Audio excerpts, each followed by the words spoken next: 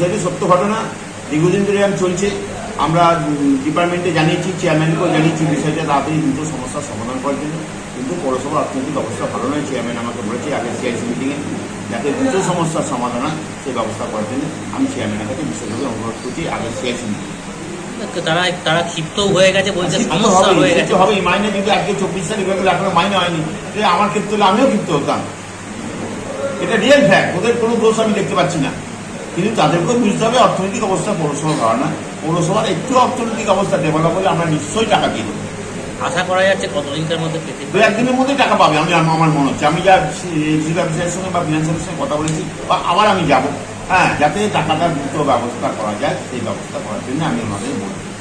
হ্যাঁ, বিগত দিনও দেখা গেছে যে কর্মীরা বিক্ষোভের মধ্যে দিয়ে তাদের বেতন হয়েছে, আবার বিক্ষোভ হলো, আবার আপনি বলছেন 2-1 দিনের মধ্যে বেতন হবে। সামনে ইলেকশন ছিল, বহু জায়গায় টাকা আমরা